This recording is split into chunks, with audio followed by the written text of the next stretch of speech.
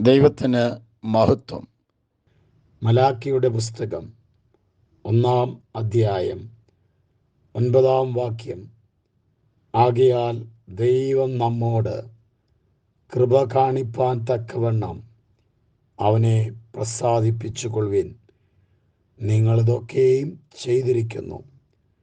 അവന് നിങ്ങളോട് കൃപ തോന്നുമോ എന്ന് സൈന്യങ്ങളുടെ യഹോവ അരുളിച്ചെയ്യുന്നു.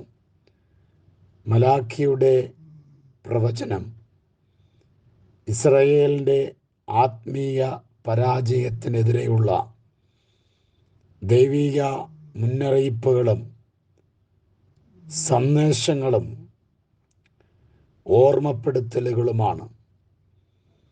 ആത്മീയത രണ്ടാം തരമായി മാറ്റപ്പെട്ട ഒരു കാലം, ആരാധനയും പ്രാർത്ഥനയും നഷ്ടപ്പെട്ട ഒരു കാലം, യാഗം കഴിക്കുവാൻ നേരുന്നതിനെ കഴിക്കാതെ ബലഹീനമായതിനെ കഴിക്കുവാൻ താൽപ്പര്യപ്പെടുന്ന കാലം, പുരോഹിതന്മാർ ദൈവിക ശുശ്രൂഷ ലാഭത്തിനു വേണ്ടി ചെയ്യുന്ന കാലം, ദൈവത്തോടുള്ള ബഹുമാനം ഉണ്ട് എന്ന് പറയുമ്പോൾ തന്നെ അത് നാവിന്മേലുള്ള ജൽപ്പനങ്ങളായി മാറിയിരിക്കുന്ന കാലം, ദൈവത്തിൻ്റെ മുൻപാകെ നേർച്ചകളും തീരുമാനങ്ങളും എടുത്തുവെങ്കിലും നിവർത്തിക്കപ്പെടാത്ത കാലം.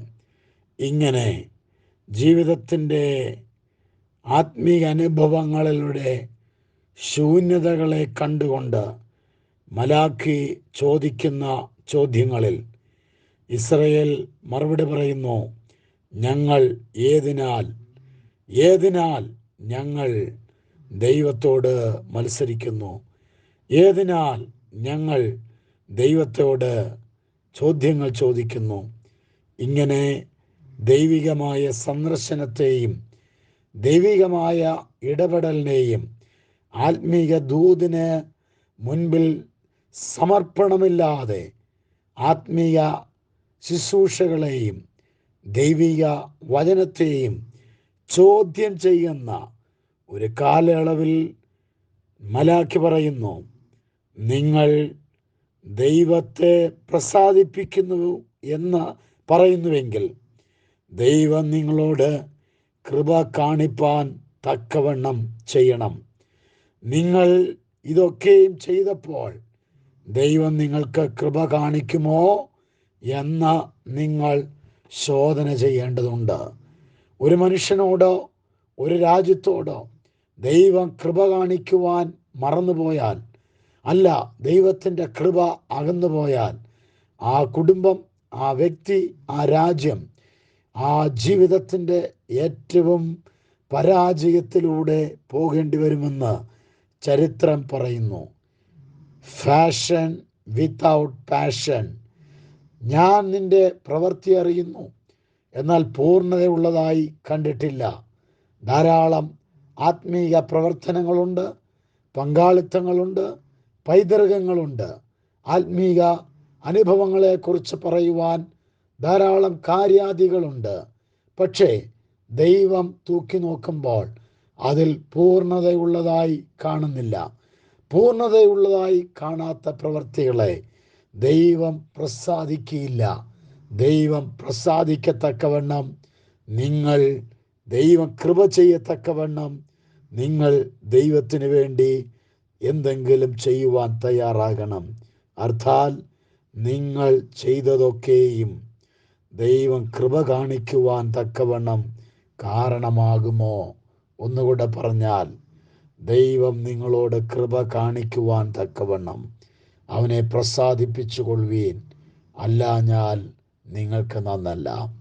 പാട്ട്, പ്രാർത്ഥനയും ആരാധനയിലെ പങ്കാളിത്തവും കർത്തൃവേലയിലുള്ളതായ സംഭാവനകൾ, പങ്കാളിത്തങ്ങൾ, ഇതെല്ലാം ദൈവം കൃപ ചെയ്യുവാൻ തക്കവണ്ണം കാരണമായി തീരണം. അതാണ് നമുക്ക് ഏറ്റവും വലുതായിട്ടുള്ളത്. എന്തെല്ലാം ചെയ്തു എന്നുള്ളതല്ല, പറഞ്ഞത് ചെയ്യുവാൻ കഴിഞ്ഞോ എന്നുള്ളതാണ്. കൃപ ലഭിക്കത്തക്കവണ്ണം അത് നമ്മളുടെ പ്രവൃത്തികൾ കാരണമാകുന്നുവോ എന്നതാണ്. ഇന്നത്തെ ദിവസം അതിനായി ഒരുങ്ങാം. God bless you. കർത്താവേ, ഇന്നത്തെ ദിവസത്തിനായി സ്തോത്രം. ഈ ദിവസത്തെ അനുഗ്രഹിച്ച് നൽകണമേ, സമാധാനത്തിൽ കാക്കണമേ, കൃപയിൽ സൂക്ഷിക്കണമേ. ദൈവം ഞങ്ങളോട് കൃപ കാണിക്കത്തക്കവണ്ണം ഞങ്ങൾ ദൈവത്തെ പ്രസാദിപ്പിക്കുന്നവരാകുവാൻ അധികം കൃപയും ദൈവിക ജ്ഞാനവും തരണമേ. യേശുവിൻ നാമത്തിൽ തന്നെ. ആമേൻ.